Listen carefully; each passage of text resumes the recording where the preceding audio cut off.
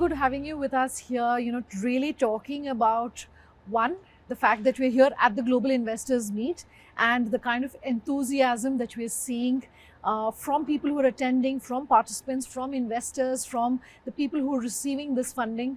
And I want to say kudos to you in some sense, thanks to the efforts really of people like your father who brought this kind of a program onto this kind of a platform. And you are no stranger to publicity. I noticed that you were recently named as one of the 50 most influential Indians. For someone who's so young, you're not even at the 30-year mark, I understand. What does it mean to be on lists like this? First of all, thank you so much for having me, ma'am. So this is a great honor to be in your most reputed show. And yes, Karnataka has been home to one of the biggest places, destinations for investments. Yeah. And it is seen in the past 2 days that their earlier targets of achieving 5 lakh crores, I think they have already crossed that. And more than 2.8 lakh crores worth of investment in the state of Karnataka has already been, it's on the verge of getting converted. And I'm happy to be part of that, one of the members of the 2.8 lakh crores worth of investments. And we come from a background of renewable energy. Yeah. And so we started off as an agro-based industry. The MRN group was set up 27 years ago by my father, Dr. Vijay Nirani. And we were one of the smallest sugar industries back in the day, and currently we have about 8 units. And more on that a little later. And, Sure. it is a great pleasure. I mean, getting recognized by reputed people like you. Of course, it only motivates us to work harder. So that is what we are trying Fantastic. to do. Yeah. And Fantastic. happy to be in the agro space and the renewable energy space. Sure. So this is a merger of two great and two wonderful sectors. The agri space, where India is one of the largest agro-based contributor. And again, India has one of the largest potential to be one of the largest sustainable and green energy provider. Sure. So let me talk a little then about TruAlt Bioenergies, which is your baby and you're something you're passionate about. And this is something that you said is definitely going to take India to where it needs to be. So I'll come to the big picture and talk about why we need bioenergy for a country like India. But first, just help our viewers understand a little more about TruAlt. So TruAlt Bioenergy is a company set up under the MRN group. So this company is going to work across the multiple biofuels that can be produced using multiple of these agro-based and other second generation products. By that I mean any product that ultimately today doesn't have any more value. So we're trying to create more value from those through TruAlt Bioenergy. For example, the multiple products that we are doing today ranges from ethanol, from the 1G ethanol, 2G ethanol, then bio CNG, then we are venturing into green hydrogen sooner or later, and then we are producing close to 230 megawatts of renewable energy using bagasse as the raw material. So the range, I mean, there is a lot of products that we are creating in TruAlt Bioenergy, and also the range varies even to organic fertilizers, which is again energy to the soil. Instead of using ammonia or DAP or your harmful chemicals that go into the soil and then to your food. So we are using the organic fertilizer, that is, it comes from pressed mud, again, which is a byproduct of sugarcane. So through TruAlt Bioenergy, we are trying to, I mean, this is a company which will cater to all of these, products that can be created around multiple of these products. Okay. So let me look at the big picture then and really talk about why alternative fuels like bioenergy and biogas, for instance, are crucial for countries like India. What's your view on that? This is supremely important because we've heard our Honorable Prime Minister say that we're going to save close to 40,000 crore rupees in our forex import of crude. It's not just about the economical benefits, it's about the ecological benefits as well. So if currently we are blending about 20% of ethanol into our petrol mix, that is direct saving of about 20% of our crude imports. So 40,000 crores is a large chunk of money which is not going outside, rather coming to our farmers.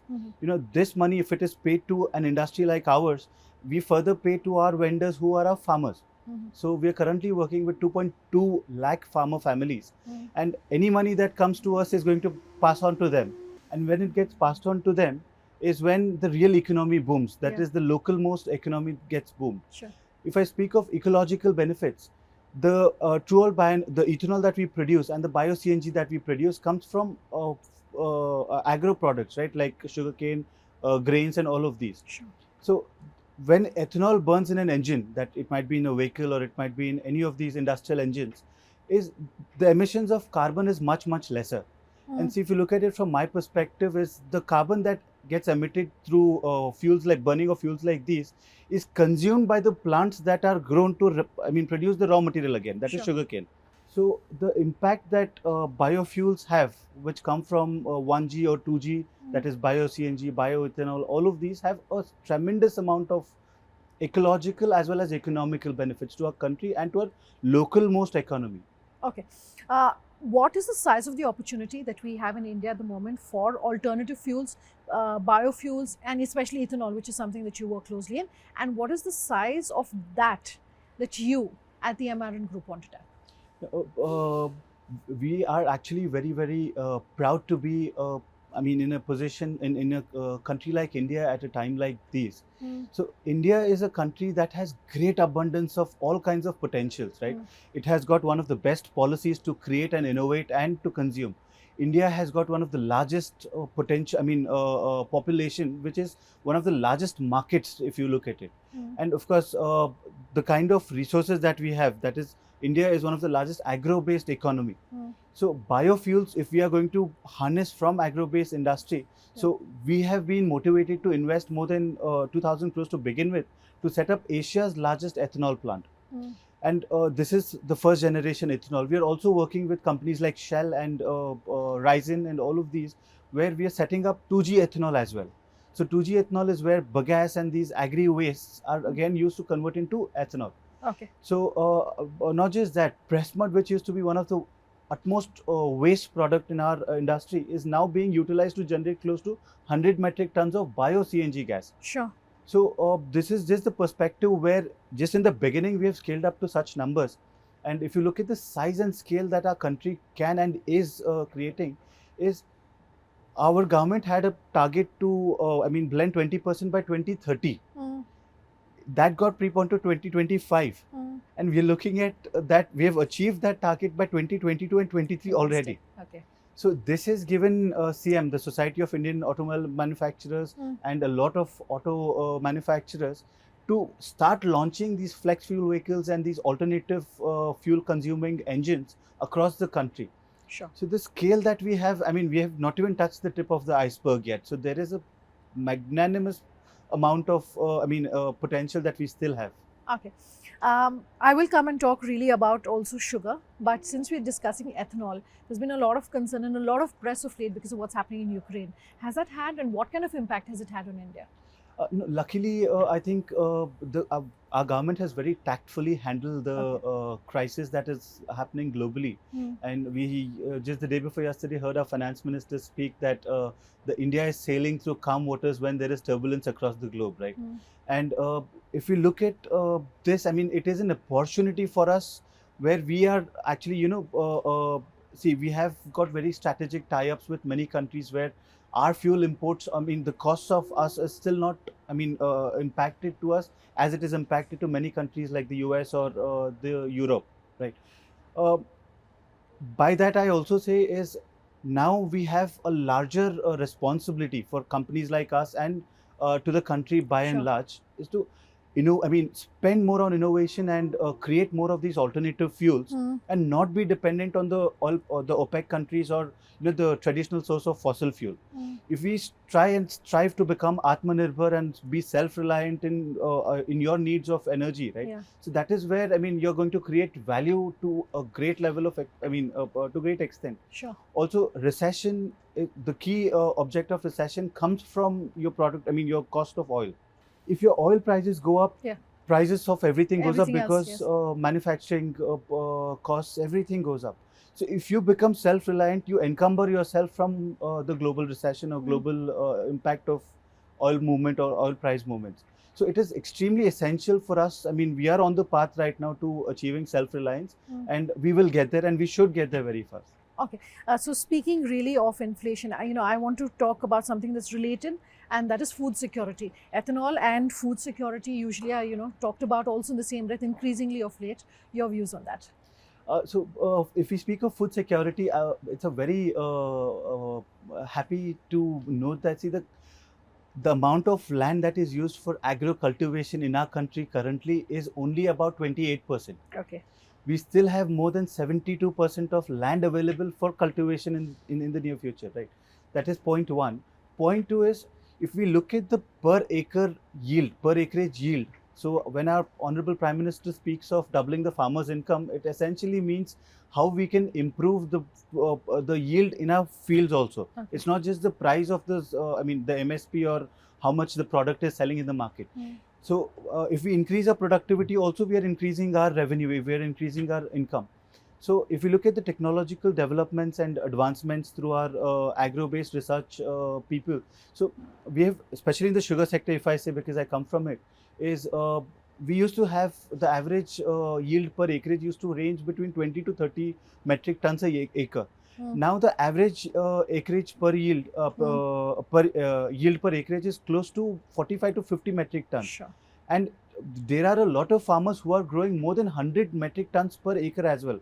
So that is not doubling, it is almost 3 or 4 times of what was essentially happening. Sure. So if we speak of food security and water availability, so we are, there is nothing to be worried of yet, because we have abundance of land available, abundance of resources like water, abundance of technological benefits, abundance of will of the government. Sure.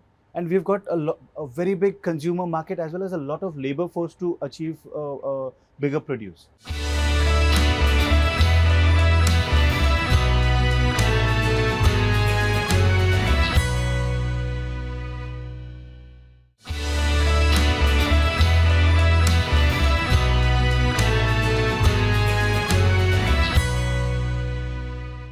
I want to talk about flex fuel, and this is something that, when doing my research for this interview, this is the first time that I'm also, making myself aware of that. For the sake of our viewers, can you talk to us about what that is?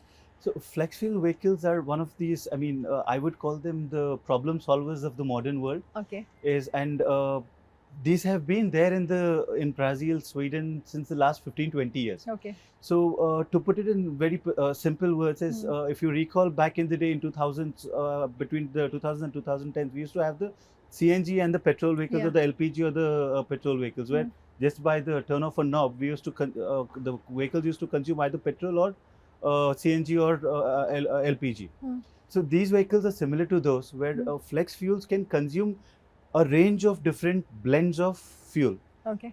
For example, Toyota recently launched its SHEV Flex vehicle in Honorable Gadkari sir's house. So vehicles like those are capable to handle petrol in the purest of form, that is the traditional, where blend was less than 10%. They're capable to consume petrol with blend of 20%, 40%, 60%, 75%, as even pure ethanol as well as the fuel. So if we look at our the country currently, we don't have ample availability of these biofuels. Sure. We have these traditional fossil fuels. So vehicles like these will help bridge the transition from our our fossil fuels to the biofuel. Okay. Because a lot of these areas will not have these dispensers of biofuels. Okay. So to bridge that gap, so if I have a vehicle that is a flex fuel, I can use petrol wherever I get petrol, I can use ethanol wherever I get ethanol. Okay. Speaking of flex fuel, I understand that we've got our first flex fuel station in Jamkandi, and you have aggressive expansion plans, but largely in tier 3 and tier 4, not so much in the metro markets. Just talk to us about that. Absolutely. So I think this is thanks to our Honorable Government of India, and especially Gadkari sir and our administration here, and my father. So there has always been this chicken and egg story between the automobile manufacturers and the biofuel manufacturers. The automobile manufacturers are still, they were in a dilemma as to whether we will have ample amount of biofuels for them to launch these vehicles.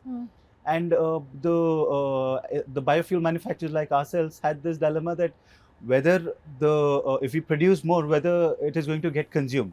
So there is a lot of, they have a lot of demand, and we can create a lot of supply. It was just to bridge this. Sure. So of course this is too premature to have a lot of these dispensing stations, but this is more of a proof of concept that TruAlt Bioenergy is committed to setting up these dispensing stations. And post this proof of concept, we are also setting up more than 250 stations where we'll be dispensing ethanol, bio-CNG and EVs, which will all be part of the products that we produce through TruAlt Bioenergy also. And through the notification of 2018, where we can bulk distribute petrol and diesel as well for the sake of revenues for our franchisee holders. Sure. So we're going to set that up. So this franchisee model of setting the dispensing stations, flex fuel dispensers or biofuel dispensers across the country will give a lot of motivation to our automobile manufacturers to set up these facilities in our country to launch these biofuel vehicles. Sure. Because for them it is a lot of capital cost to set up these plants, and unless they have the required confidence that our country is actually transitioning to these new era fuels, is the only when they're going to launch it, and we need to help them do that. So which is why in TruAlt Bioenergy we have taken up on ourselves to start this journey and lead this by example at least. Okay, I want to talk about sugar. Your family, of course, has had a long association with the sugar mills, and of your 5,000 crore turnover as of last fiscal, I do know significant portion of that really comes from sugar. But I want to talk about the central government's recent announcement, if I can call it that, or thoughts really, where they said that sugar mills have to become more energy parks, right? And that's really the way of the future. Just, talk to us on that. The transition that has happened in the recent past is the government of India has actually acknowledged the potential our industry can give. Okay. So we are just not sweeteners. So sugar is energy provided to the human body. And we used to have cogeneration since 2008 onwards, where electricity or power was one of the biggest source of renewable energy other than sugar. Now molasses was there, but ethanol, the price when we set up our first ethanol plant was around 27 rupees. Now the price of ethanol is 67 rupees. So in 2018, when National Biofuel Policy was announced by our Honorable Prime Minister, is when they actually realized the true potential of sugar industry, where we are not just sweeteners or agro food related industry. We are actually a bioenergy park with a range from energizing the human body to the largest of industries across the country. Sure. So the products that we have in the bioenergy park, the potential products that we have, again, for the sake of repetition, is sugar, ethanol, power, electricity, and then bio-CNG. We have potential to produce hydrogen. So methane that is produced in bio-CNG has CH4, four atoms of hydrogen, and ethanol is C2H4OH. So there are 5 atoms of hydrogen. So going forward, sugar industry is going to be one of the largest source of potential for green hydrogen, because to split or to get the hydrogens from methane or from ethanol, we will be using green energy produced from our cogeneration units, which is green energy. So using green energy, we're going to produce hydrogen as well in the near future. Also, isobutanol is one of the other buzzword that is happening, and again, we are proud to be one of the first companies in the country. Praj is helping us set up the first isobutanol plant, with 200 KLPD of isobutanol plant we are setting up in KR Nagar near Mandya district in Karnataka. Okay. So isobutanol is one of the biggest element in producing aviation fuel. Okay. So sustainable aviation fuel is our next motto through TruAlt Bioenergy, and isobutanol is another very important product that we are generating. Okay. We are the second largest exporter of sugar anywhere in the world, we as a country. And my question to you is, the government has extended export curbs till October of next year.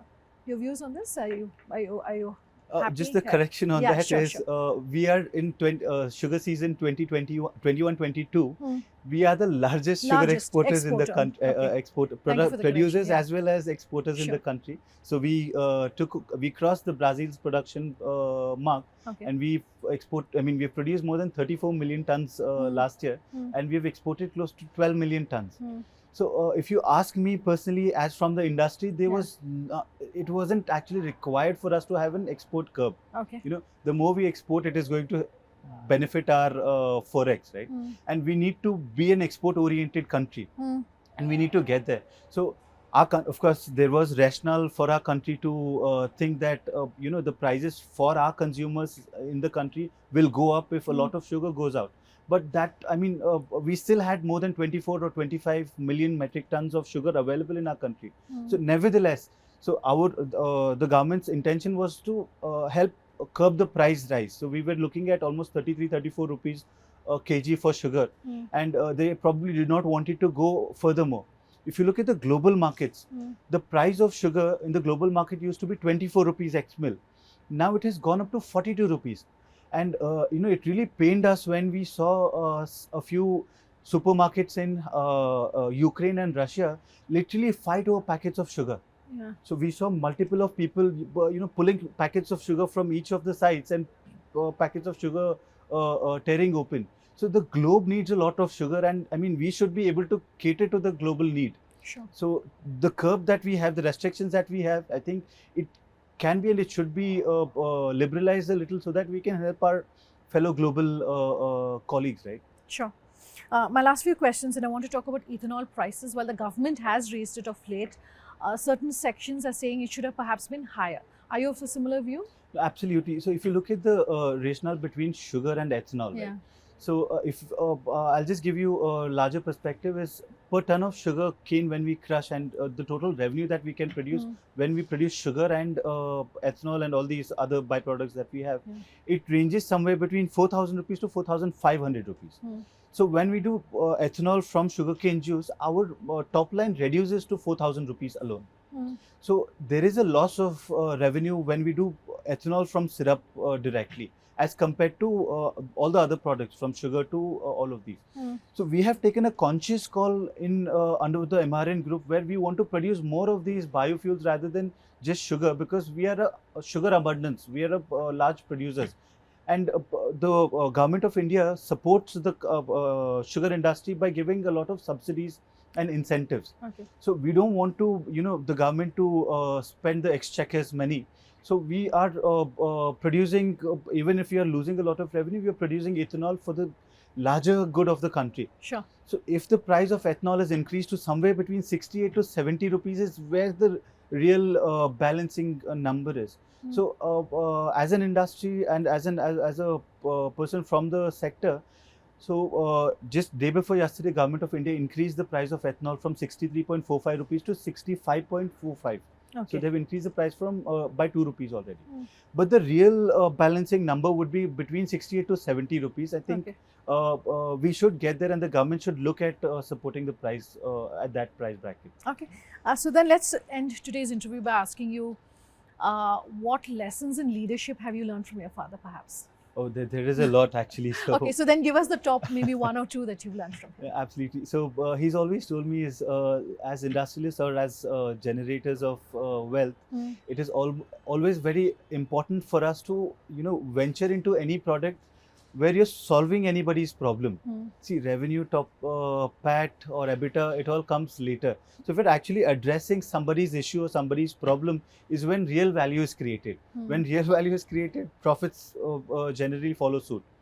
And that is number one. And he always has told us that, we have always ventured in agro-based industries. So all of our industries, or all of our what we do revolves around the agricultural sector. So he's always told us that venture into anything that also serves a lot of people. Okay. If you speak of my father, right? So he's been a taskmaster, not just as an industrialist in his earlier career, to now as a politician as well, and as a social entrepreneur now. If you look at the since he's taken over the industries department 1 year ago, so our state has been the largest receptor of foreign direct investment. Close to 38% of the country's investments are coming to Karnataka. Karnataka has been the number one position holder in ease of doing business. And if you look at the event that we are in, Invest Karnataka, Global Investors Meet, we're looking at large amount of numbers. If you look at 2.8 lakh crores of investments already getting converted, and about 5 to 7 lakh crores of investment that is getting drawn over here. And if you look at the number of industries that have come here, and also the way the government is conducting. So it speaks a lot about how my father, Dr. Nirani, is as a person. Thank you very much. It's been a great interview, and I know we've gotten into a lot of stuff. And thank you for being patient and taking the time. Thank you so much. Thank you. Thank you.